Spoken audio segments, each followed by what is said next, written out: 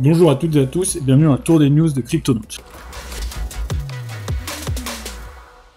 Le cours des cryptos s'effondre. Le Bitcoin est à moins 20% sur les 7 derniers jours, tout comme l'Ethereum qui est à moins 25%. Et comme vous pouvez le voir, aucune crypto du top 30 est dans le positif. C'est vraiment l'hécatombe. La capitalisation boursière est descendue de moins 10%. Le Bitcoin en fer de lance est à moins 6% sur les dernières 24 heures. Il est allé dépasser son plancher des 80 000 $, et même s'il a légèrement rebondi et qu'il est en ce moment à 81 000, c'est assez catastrophique. Alors à quoi c'est dû ? Ce n'est pas seulement dû à Trump et à ses taxes, mais à des choses un peu plus profondes que ça. Une des analyses, notamment celle de Kyle Schaas, est celle du cash and carry trade. En gros, pour faire simple, les ETF Bitcoin qui ont servi à faire augmenter le prix avec un afflux important de capital, surcotaient le prix du Bitcoin pour permettre des rendements aux personnes qui investissaient dans des ETF, notamment de la part de BlackRock et de Fidelity. Et maintenant que les gens ont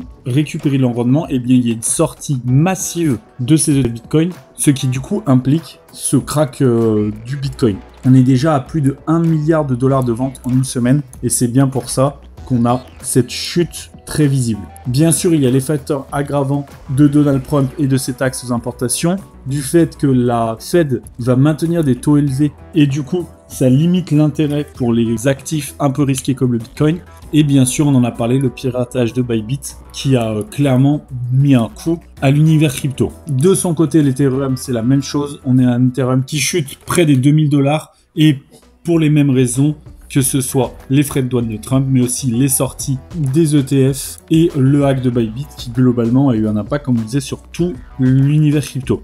Ces deux tokens étant les tokens phares, forcément le crack s'étend sur toutes les crypto-monnaies. Alors est-ce que c'est une grosse correction, une très grosse correction, ou est-ce qu'on est sur une tendance baissière ? Eh bien on ne sait pas trop dire, c'est l'avenir qui nous le dira, surtout sur le support de 73 000 du Bitcoin qui avait déjà servi de rebond dans le passé et qui va clairement être là référence pour le futur. Si jamais le 73 000 sont dépassés à la baisse, eh bien on sera clairement sur une tendance baissière long terme. Si jamais un rebond se fait, eh bien l'espoir peut être présent sur le fait que ça peut repartir à la hausse. Il faut en tout cas en ce moment être très prudent, et même si certains se servent des corrections et des chutes pour investir, eh bien c'est un peu moins le cas là. De moins en moins de gros investisseurs viennent profiter de la baisse des prix, alors qu'au contraire c'est de eux dont on a besoin. Et on verra aussi à l'avenir si certains gros investisseurs vont venir justement investir en masse sur le long terme pour permettre un rebond sur le futur et sur les mois à venir. Que pensez-vous de l'avenir du Bitcoin ? Est-ce que vous pensez que c'est juste passager ? Est-ce que vous pensez que cette tendance baissière va durer ? Faites-le nous savoir en commentaire. En tout cas, on vous remercie d'avoir suivi ce tour des news. Abonnez-vous pour ne manquer aucune vidéo et à très vite pour la prochaine.